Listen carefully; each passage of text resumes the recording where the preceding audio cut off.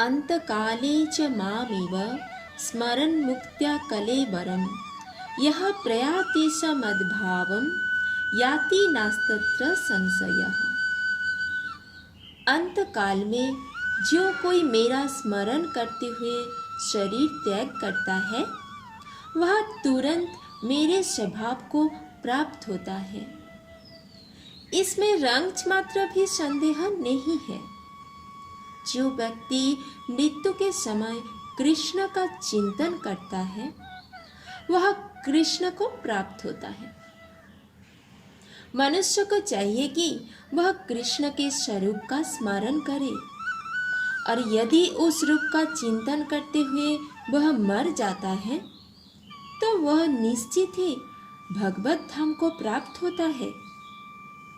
मद्भावम शब्द परम पुरुष के परम स्वभाव का सूचक है। परम पुरुष सच्चिदानंद विग्रह है, अर्थात उनका स्वरूप शाश्वत ज्ञान तथा आनंद से पूर्ण है।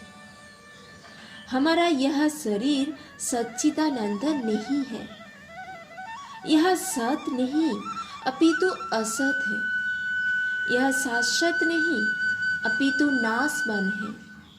यह चित नहीं अर्थात ज्ञान से पूर्ण नहीं अपितु अज्ञान से पूर्ण है। हमें भगवत धाम का कोई ज्ञान नहीं है। यहाँ तक कि हमें इस भौतिक जगत तक का पूर्ण ज्ञान नहीं है, जहाँ ऐसी अनेक वस्तुएं हैं जो हमें ज्ञात नहीं है। यह शरीर निरानंद है, आनंद से ओतप्रोत ना होकर दुख से पूर्ण है।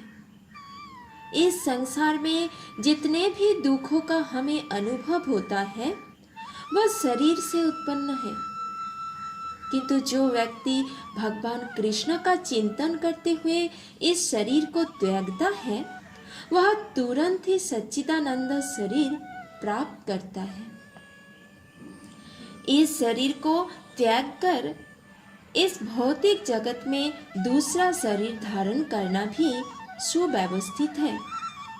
मनुष्य तभी मरता है जब यह निश्चित हो जाता है कि अगले जीवन में उसे किस प्रकार का शरीर प्राप्त हो। इसका निर्णय उच्च अधिकारी करते हैं, स्वयं जीव नहीं करता। इस जीवन में अपने कर्म के अनुसार हम उन्नति या अवनति करते हैं। यह जीवन अगले जीवन की तैयारी के लिए ही है। अतएव यदि हम इस जीवन में भगवत धाम पहुंचने की तैयारी कर लेते हैं तो निश्चित ही इस शरीर को त्यागने के बाद हम भगवान के ही सदृश आध्यात्मिक शरीर प्राप्त करते हैं। हरे कृष्णा।